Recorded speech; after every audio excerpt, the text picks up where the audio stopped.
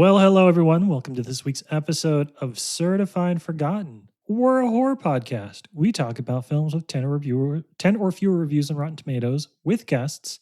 Sometimes that's something as silly as a Resident Evil animated sequel. I don't quite know how to. You should go watch the last episode. The episode from last week with Harmony and BJ Colangelo and Matt Donato. It's a lot of fun. But this is one of those weeks where it's just me and my guy talking about new releases. We call them our uncertified episodes. All that really means is that we get you in and out in 30 minutes because we value your fucking time. We're not one of those podcasts that goes on for 3-hour episodes. We don't have time to edit that shit. We want you to know if the movie's enjoyable. We want you to listen to us banter a little bit and then get on with your day. I don't want to say, Donato, that makes us the greatest podcast in the history of the world, but top 10 for sure. Yeah, I mean, we'll let everyone else anoint us that, but you saying a 3-hour podcast edit just like made me cringe thinking about how long that would take me and how I barely have time to edit these episodes. It's like 3 hours would take me double that, most likely, because I'm a little perfectionist who likes to cut out the ums and the likes. Yes. And I do, I don't want to show any disrespect to people. If you are one of those folks that manages or runs a 2 to 3 hour podcast, there's a lot of people in our community that do. Very insightful, but I am just in a place in my life where I don't have 2 hours to give anything, let alone a podcast episode. So I think that basically, as always in entertainment, we have built the thing that we want to consume, which is you and I are both like 30 minutes. That's a commute. That's a workout. That's fine. We can do that. In and out, to the point. Quickie. Correct. And this week, we're going to be talking about a film that is a newish and almost new release. Of course, as we record this, the big movie that everybody's looking forward to this weekend is Obsession, Curry Barker film. We'll probably have an episode on that sometime soon because I know Donato has been hot on that film ever since he saw it. But we're going to talk about Affection, which is a new sci-fi horror film starring the ever dependable, the ever wonderful Jessica Rothe. So if you haven't seen it yet, it's probably still in a handful of theaters somewhere. It was a limited release. If not, it's going to be streaming very quickly. Here's a quick plot synopsis for you. When Ellie wakes up, she wakes up to a home filled with strangers. Ellie has a daughter and a husband she doesn't remember, and she fears she's been kidnapped and forced to live someone else's life. Slowly, ever so slowly, her husband convinces her that she's been in a terrible accident and she needs to rest to recover her memories. But the more Ellie tries to repair her relationship with her family, the more she realizes that nothing on this idyllic little farm is as it seems. This, my friend Matthew Donato, is a rare film that I feel like you did not see well in advance. We decided to talk about it on this week's podcast episode, and you went out and got a screener because anytime that there's something that is even remotely recognizable, something of a star, something of a wide release, if you haven't seen it already, I feel like that's surprising. So let's start there. Why did you miss Affection? How'd that one slip off your radar? It's a good question because I just looked back on all the festivals it played and where it would have overlapped with me. And it was Overlook, it was Brooklyn Horror Film Festival. So I was at both of those. And I think for me, it was just timing. It was just what I could fit in. But also, Brooklyn is our festival. Like, we get to go and have a little fun, do our podcast. And I don't write as much out of that one. So I kind of try to use that as a vacation festival, I guess, quote unquote. But also, I just get to see the homies, I get to see all the people I love. I get to be back in Brooklyn. So that one I missed there. And then Overlook this year, a little bit of the same, but I that conflicted with, I think, Trauma or All Monsters. And as a Fessenden guy, I was like, you know what? Affection's going to be out soon enough. I want to get the premiere of a Fessenden movie. So it's the trials and tribulations of going to festivals and having to plan out your coverage and do all these things. But it's really interesting because watching this back, well, I should say not watching it back, watching it now, right, having just done South by all of 2 months ago, there was a movie at South by starring Jessica Rothe called Imposters. And the similarities between these movies is actually kind of like Amelia, my roommate, was not paying attention to what I was watching and looked up at some point and saw Jessica Rothe confused in the woods screaming for her child. And she goes like, why are you rewatching Imposters? And I'm like, oh no, it's not Imposters, completely separate movie that's coming out. And like the similarities are crazy between the two, and where they end up is very different. I don't want to give away Imposters because that's only played South by so far, and I think it will also have, I think, the same kind of life that Affection's going to have. A very heady sci-fi thriller starring Jessica Rothe, and a lot of confusion about being a mother and a wife, and the scenario that maybe might not be what it is. But for the purposes, we're talking about Affection, and yeah, it was strange to see these so close together because the parallels are undeniable. So I might issue that as a warning for anyone who might have seen both, and to kind of, it's going to end up somewhere different, but you have to go through some familiarity, and it happens. It happens in movies. It does.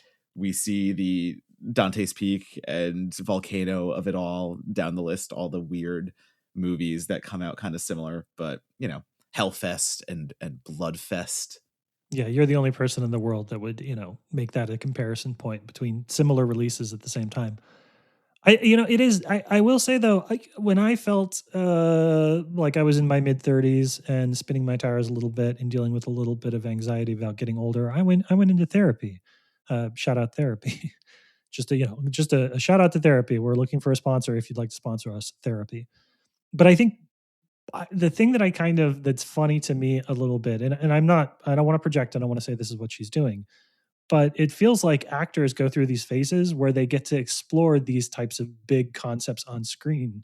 And I wish that instead of talking about anxiety in a room, I could have played someone with anxiety and made a paycheck and been able to leave art behind in my wake instead of what I did. So, I think it's interesting, these ideas of like getting into your 30s and exploring the concept of motherhood and looking back on your lives.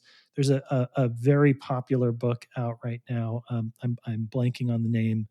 I only know it because Andrew was reading it, but it is about a trad wife, somebody who has carved a niche for themselves as a trad wife influencer, who wakes up one morning and thinks that she's been thrust back 200 years and is actually living a frontier life, and has to, even though she has all of her current memories, and is sort of reconciling it. So I think these fissures and fractures between our public identities and all of that, like pure fodder, especially with social media, pure fodder for how fractured our inner selves have become. And it's not surprising to me that an actress like Jessica Rothe, who is fabulous, and let's make sure that is anchored in whatever we have to say positively or negatively about the film. Everybody, casting directors, fucking cast Jessica Rothe and more stuff. It is a crime that she did not immediately become kind of a bigger name after the Happy Death Day movies. Fabulous in this film as well. But really fertile ground for filmmakers. It does not surprise me at all that there are a few films around the same time that dealt with those concepts. All of that is to set the stage for Affection itself. Donato, the movie is very, very fresh in your mind right now. When we started recording, you were like, I don't quite know how I feel yet, but you have 3 seconds to commit this to some sort of opinion that is going to stand the test of time. It is now your official opinion of the film. 3, 2, 1, go. I think it's dealing with some very heavy topics. It is definitely dealing with the whole relationship gaslighting, domestic abuse. There is a lot of vileness in this movie, and how it does so is very simple. And I don't know if that's particularly a bad thing, because when you were dealing with such topics, sometimes it behooves the film to just be blatant with what it's saying, and to give an actress like Jessica Rothe a lot to really grapple with. And I think that's the real selling point of the film. Like, this is Roth heavy, and she does a tremendous job with it, rolling with punches as a mother and wife who does not know who she is at all times. And we are told up front that it is an amnesia type of scenario, that her memories will come back, and it's just a memory break, like as you said, kind of in the intro, like she's suffering from memory breaks where she thinks she's somebody else, and she has a husband who says he loves her and says, no, that's just part of the process. You'll remember who you are soon enough. And to me, that's an intriguing enough as a setup to keep me in. I like that. That is good, because we know immediately something is wrong. We know we're watching a thriller. We know we're watching a horror movie. We know it's going to go somewhere nasty. And right.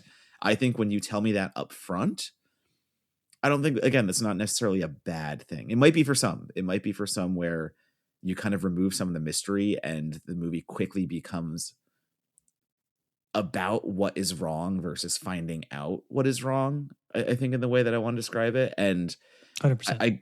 I go back and I think of something like Honey Bunch that I've plugged on this podcast a few times. I watched it last year, a very nice little romantic horror film that is playing with the idea of cloning, and the same kind of thing. It's a husband and wife.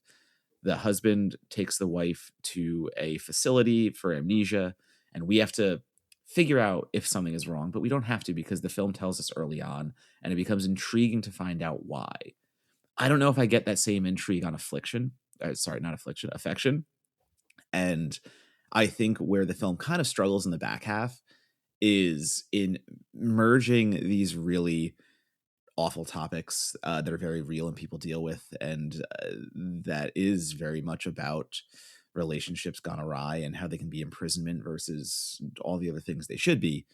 And I think it kind of gets gunked up a little bit in the, what I will say, sci-fi horror aspects of the back end, where even something like Imposters that I mentioned before that has such direct parallels, I think it introduces a bigger world to the movie, and it really does break away from being too easy of a representation of what's saying, where Affection stays a little bit too easy for me. And I don't think it ever builds big enough for what is going on. So that. Yeah, I agree. It's a great observation, and I think a lot of films fall into this trap. The notion of you can't spend the entire movie feeling like making people want, look, we've all seen movies, right? I go back to that, the only person in the world who's going to be surprised if you're like, wait a second, this guy's not, really a good guy at heart. It's like, what's that meme from Twitter about like guy who's only ever seen the Boss Baby? This movie's giving me real Boss Baby vibes, right? That's the only scenario where anybody's going to watch a film and allow you to spend 3/4 of the runtime, second guessing whether these characters are what they like. We know, we've seen a movie. We know that this is not going to go the way that any of the characters present it in the first act.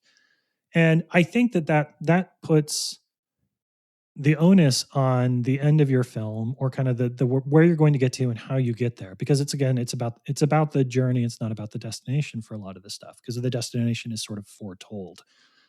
And I think my biggest problem with Affection, and I hate to say this because it's a little mean. My biggest problem with the film is that it's a three-hander, and only one of them is really up to the task, of varying degrees. Like Jessica Rothe is great. That's why I said I want to keep talking about it. I don't have any problems with Joseph Cross as an actor. I've seen Joseph Cross in other stuff, and I think he's solid, but he lacks sort of the richness that you need for this character. I think in the film he doesn't have the gears that you need in order to be able to reveal this person at multiple points for me. I thought that it was a very underspoken performance, and something like this that needs to probably be a little bit bigger, a little bit more manic. And the part that's mean is when you're dealing with child actors, it is a binary, because a lot of, it's, if you're 8 years old, you haven't had 2 decades to hone your craft, right? So like you're either kind of good or you're kind of not.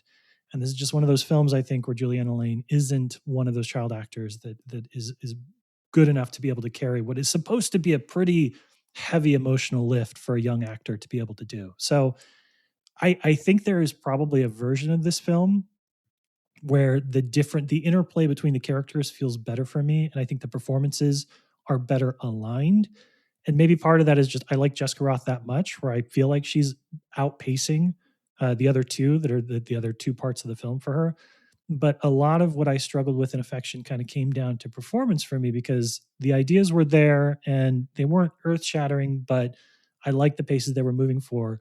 But when they weren't advancing that, when it was about the interplay between these folks and what they knew about each other and didn't know about each other, it just couldn't find an interesting gear for me. I couldn't get into the interpersonal aspect of the story in the way that I think needed to in order to make this happen. Unfortunately, I think it's unavoidable when we're talking about child actors being such a large part of a film, because I think either, well, I was almost going to say like there are two outcomes when you have a child actor, but I'm just going to agree with what you said. It is unfortunate because it is a larger role, and it is unfortunate because it is the weakest part of the film. And there are some real meaty scenes in there that have to deliver on a certain level, and they got to be just right to work, Yeah, exactly. So when those kind of falter, it is no fault of the child actor, because once again, you just said experience, all that stuff. Like all that stuff will come later if Yes. they continue to pursue this. But in the now, when you're not gifted with one of those child actors that just has it, Yes. it's a struggle. That is definitely a struggle. Like Kieran Shipka from age 0, just being able to bring screen presence, and you go maturity behind beyond her years. Like it's telling when you call out a child actor for being great versus, having to be like, well, unfortunately there's a child performance here that doesn't do well. So like, I hate talking about it. It's mean to talk about, but in a It is. movie Yeah. that is so dependent on that, and that is this movie, you are missing that, the pyramid. One point of the pyramid is not where it should be. And that's a large chunk. It's a big part of it. You need it there. But I also think kind of the way that this film, Jessica Rothe again taking command, good, great at what she does. It's not just about the confusion; it's about, as the journey, you said, goes on. I think she does a really good job having to grapple with inevitable weirdness. Mm-hmm. And I'm trying to stay away too much, because affection is so dependent on where it goes of really spoiling anything. Like, this movie is just coming out. Absolutely give it a try for yourself, because I think Yeah. it will be some people's exact brand of icky sci-fi, icky and theme sci-fi Yes. uh developments, let's say. I So wrote the review for Certified Forgotten when it was playing at Screamfest in LA, one of the festivals in Los Angeles. So really, like the first festival it played at, there was a window there where I was one of like 3 reviews. I felt very special. But I compared it a little bit to like a Cronenberg light, and I think that it is, and I mean this complimentary. Nobody is David Cronenberg other than David Cronenberg, but Brandon maybe. But if you like Cronenberg films, you should check this out because it is playing in that end of the pool. Whether it is as successful as the Cronenberg family can be, that is up for you to decide. But it is trying the same sorts of things, that intersection of body horror and technology that is that family's bread and butter, and it is doing it in a way that I think is more thinky than not thinky. We get a lot of films that'll do technology and body horror and they go for gross out. This film is trying to be thinky about it, and I think that is, there are a lot of folks that want more of that type of cinema, and I think you should go see this because I think you will appreciate, even if you don't end up liking it, you'll appreciate the effort. you alluded to what I was kind of dancing around. So yeah, saying Cronenberg, like, I think there is a nifty practical effect in the back end of the movie that is used more than once, and because it's good and it works. So like, I think when you get into the third act and it does become more Cronenbergian in the way that it plays with, I guess I know we'll say icky in the tactile way. Yes. Yeah. Yeah. um, it becomes both amusing because now we're introducing some elements that maybe weren't expected, but I think that's what detracts from the actual emotional gravity of the film, and where we are kind of pushing towards, because at the end of the day, we are talking about a film that's playing with a little harder sci-fi in the way that it's Hmm. approaching it. And there's a lot of nuts and bolts about what's happening, and there's a lot of information about why what's happening, and And you got to digest some of I'll it. I'll say too, we are fans of the hard sci-fi swings. I will always think of Martin Starr's character from Party Down, where he says, "I'm into hard sci-fi. Fantasy is bullshit." That is true. Hard sci-fi is good. Fantasy is bullshit. But it raises the stakes. You can't just hand wave away a lot of stuff in the way that you can in fantasy. So that's the double-edged sword, which is not hard sci-fi swords. And I think that does become this film a wee bit in the back end. It's got some great ideas. It is absolutely playing in a sandbox that I want to see it play in. I just don't know if it has all the tools, and especially again, like talking about performances, talking about kind of good effects, good performances here and there, but also like the ability to bring them together at the end to really mean something that wallops you. I think that's the detracting factor for me. Where when you all see imposters, this is going to make more sense, but when you see imposters, I think it hits me a little harder because it doesn't care as much about, well, it's more Redux, where it's a low budget film Yeah. dealing with sci-fi that's able just to focus on the characters and really, really bring it home. Where I think Affection plays a little too much with how can we have all these visual elements that are also appealing while trying to handle the story that we want to. I think that becomes not as even-handed in the back end, and that's where I struggle with it. I lose a little interest, and it's an 89-minute movie too. It comes in under 90 minutes. I know, but still, you get points for that. And for a movie, again, that reveals its hand so early, I think that's important. Like, you reveal your hand early, you better make sure that we're enjoying watching what we're watching, because, well, you've kind of brought us to the third act pretty damn early. Yeah. And I think you and I agree. We are of the philosophy that paradoxically, if you like a film, you can spoil it all you want, because it's all part of like the enthusiasm of talking about and wanting to get into it and spoiler warnings. If you're more mixed on a film, which I think both of I gave it a positive review. I gave it a 3 out of 5. Like, mixed on it, some stuff I really like, some stuff I didn't. It's the films that I like less that I am more loath to spoil, because I don't want to anchor you in my opinions and my thoughts. I want you to have an opportunity to go see that fresh for yourself and make up your own mind. And you and I are just old enough to really have been scarred by a generation of ain't it cool news type folks that like a movie is a thing to be beaten down if you don't like it. So I temporarily, at least, I want to leave our conversation there, because I think the film, I think Affection, go explore it. We won't talk about the ending, anything like that, etc. Here's what I want to ask you about the film, though. I'm taken aback, or I'm sort of surprised in a good way, the fact that Affection and a few other films I've seen recently, it feels like there is a wave of filmmakers in 26 and 25 that are hearkening back to those heady early video streaming days where folks were trying, like a Time Crimes or something like that, like high concept stuff that didn't require a lot of budget but was like heavily plotted and trying to do interesting things like that. Am I wrong? Are we in an era of turning back the clock a little bit to that first generation of post mumblecore DIY filmmakers? That feels like, I was watching Affection, I was like, oh, is like the post mumblecore movement kind of making a bit of a comeback? I mean, mentioning the films I've mentioned already, Redux, Imposters, Yeah. more of the ilk, I do believe there is a renaissance for this type of filmmaking, because I think now more than ever, filmmakers have to decide how to be creative in how they make their films. And it's crazy because there's more outlets to make movies because we have more distributors and streamers and all that stuff, but money is scarcer.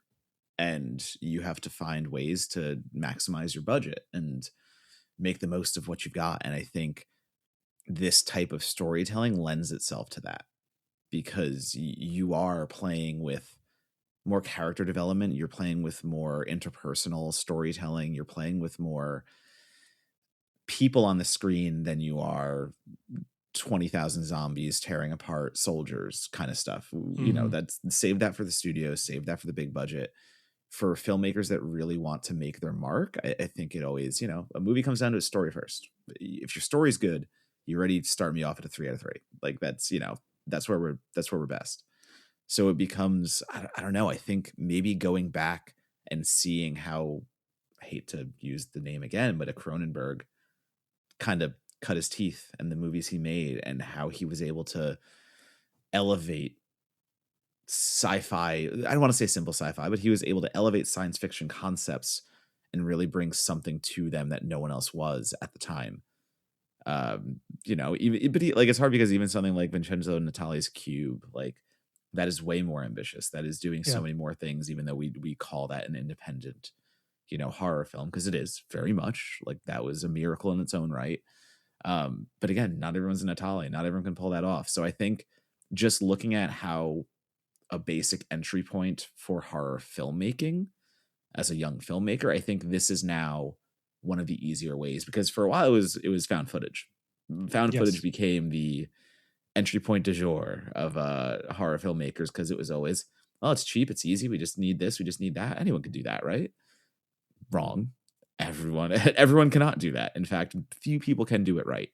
And I think that maybe that format falling out of favor, this might be the new wave. Yeah, 100%. This might be the, like, all right, well, what's another good entry point? How can I tell my story? How can I do this? And if we're getting into the heady stuff, the character driven stuff, the give the best performer the heavy lifting. Well, yeah, you don't need that many effects. You don't need that much else. So go for Obsession. I mean, look at Obsession. I know. I I heard can't. I that. haven't seen it yet. Sorry, You can't sorry. bring it up in the podcast My yet. bad. But like when you see it and when you hear how much it was made for, I mean, that is a movie that again is just based on character work. 2 spots of gore, don't get me wrong. It has its effects, but the movie doesn't work without those actors. And the movie relies on those actors. And everything that you're going to love in this movie is because of those actors. So like, yeah, I think that's a long-winded way of saying, filmmakers are starting to trust their actors to make a name now. Or sorry, not starting, but going back to trusting their actors to make a name. And it's worth noting too that I think, high concept horror, everything is a pendulum. I talk a lot at work about marketing strategies that we've used over the years and how, digital first practices, the pendulum swings towards everything has got to be digital. And then it swings away to the fact that like, no, let's go back to storytelling and branding and brand marketing. There are seasons to all of this shit. And I feel like we talk about the trauma horror a lot, but I'm going to put it in a slightly different light. A lot of this was more like underscripted, over atmosphered, kind of a simple way of saying it, right? But like these were things where there wasn't a lot of story, but it was a lot of like mood and scenes and performance, and that's where you were supposed to be getting a lot of the value for like the last 10 years. And I am starting to see folks that are going back to the script. I don't know if that's just a combination of the fact that we went through the writer strike a few years ago and all of these people like really remembered how important it is for writers to be successful. I don't know if this is an offshoot of what's happening with the rise of AI, is that writers are getting flashier. They're kind of wanting to like show themselves off a little bit more and be like, God damn it, no, you can't just generate a script. Look at all the shit that I'm able to come up with. Or again, like you said, if it's just an opportunity for filmmakers to lead with their best foot, and it happens right now that like these higher concept things are the best foot, and that's what people want. It does feel like we're in a moment a little bit where that pendulum has gone a little bit from atmosphere, mood, and performance, and is going a little bit more into plotting. I'm kind of excited by that. Like I like the idea of getting back to films that have a lot to say. Some of them say it really well, some of them don't, but they're out there and they're taking narrative swings in a way that I feel like hasn't been. There's always good horror. Every year there's good horror. I don't want to overpronounce the death or the rise of something, but I like it when I see indie films, or the other one that played in festivals not that long ago about the group of friends that get in a car and then they're just stuck on the road forever and all. I can't remember the name of it. Like these are great examples of things that are just like high concept, low budget horror, as opposed to atmospheric, low budget horror. I like what I'm seeing, and I hope filmmakers keep taking these kind of swings with films. You know me. I love my give me the Sure. goopy, give me the gory, and I like filmmakers that I guess that's the thing too. How do you want to make your name as a filmmaker, especially as a young filmmaker? Like, where do your interests lie? What do you love? And maybe it is harder to get over on that practical stuff right now, especially we're on the tail end of the trauma horror movement, as some call it, and it's still very ingrained though in a lot of the DNA of the horror that's being created now. So as more gore-driven films start to come back into favor, the slashers that are bringing it back and all that nature, I think maybe we will see young filmmakers getting the courage to try their own. But I think it's part of the nature of the game. Whatever's working, that's what people are going to chase. And I think what has been working is still fresh enough in people's minds to say, well, horror can be different, and it can. Absolutely, horror should be different. I want every horror movie to feel different, if I'm being honest. But what has worked generally is the A24s and that kind of stuff. So I think we are still in a few years worth of seeing young filmmakers trying to make their next A24 smash hit. Yeah. We could be really reductive and say the pendulum has swung from A24 to neon, and that is where we're at right now in terms of like vibe to concept is the wheelhouse of horror. Incredibly reductive, but also there's a glimmer of truth to it, I think. Well, that's it. Affection is playing in a few theaters, probably not near you at this point.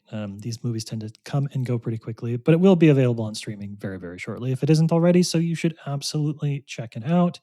We don't always say this, but we would like to know what you think of the film too. You can I'm going to open it up for emails. We haven't done an email call in a long time. If you have thoughts on affection and you want to reach out to us and drop us a line, you can email us at, I'm going to put my name down, monagle@certifiedforgotten.com, since I check our inbox a little bit more. Or you can make sure that you leave us a comment on Blue Sky or on Instagram, where we're most active in terms of our social media presence for the site. So tell us what you think. I think Donato and I are a little split on this one. I'd like to open the door to hear feedback on what you thought about affection, because normally we come into these things and we have really strong opinions one way or the other, and it's interesting to be a little bit more in the middle. And I think you could be the tiebreaker on where this film sits for us for all time. I want to take this very quick moment to say I almost suggested another movie for this episode, but it's not horror, so like I do want to keep in our themes a little bit.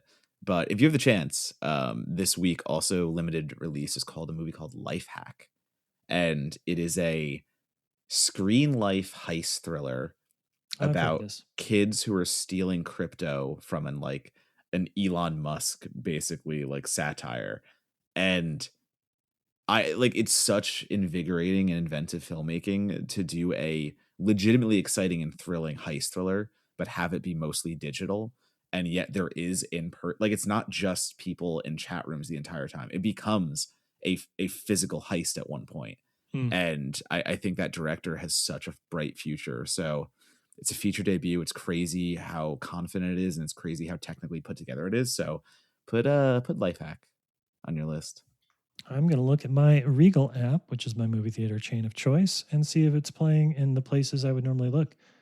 I'm seeing Is God Is, I'm seeing Obsession, and I'm not seeing Life Hack. I'm going to find it. Yeah, Life Hack is going to be, I think it's going to be super limited.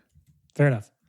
If folks would like to stay connected with you online, maybe they don't want to email us, maybe they just want to bombard you on social media with their thoughts on your thoughts, what's the best place to go?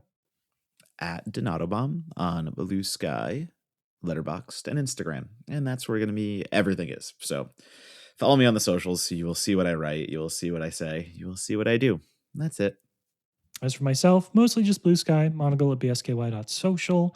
I'm on Instagram sometimes, but that's mostly just for me. Leave me alone. It's not locked down, but hey, go find me in other places. And then, as always, we are encouraging you to go visit certifiedforgotten.com/newsletter. Sign up for our newsletter, which is probably going to go out on Monday. It's been a couple of weeks, admittedly, since that was out. Want to get back in the rhythm of that. But I'm also going to shout out two of our friends, our community publications that we do work with sometimes as guests or others. On the website right now, if you visit certifiedforgotten.com, you might see advertisements for our friends at But Why Though, which is an indie publication out of Austin, Texas, that does really, if I want to know a review of a video game, or especially anything that's coming out from the Asian horror market, that's going to be one of the places I look first. The team at But Why Though is really great. And then my friends right here in Philadelphia, the Cult Pop Podcast, which are big horror fans, big physical media collectors. We're trying to do this thing at Certified Forgotten right now where we spread the love around and we tell you what publications we like, what outlets we like, and where we'd like to recommend, and build a little bit of community with some of those other indie publications and shows. So go check them out if you haven't already. Go to certifiedforgotten.com and click on an ad. There's no money involved. We're all doing it because we're all friends, but I think it's cool. And if you like supporting indie publications, you might think it's cool too. That's our episode. Donato, any last thoughts? Or are we just going to go? We're going to go. I'm going to go back to work. Bye.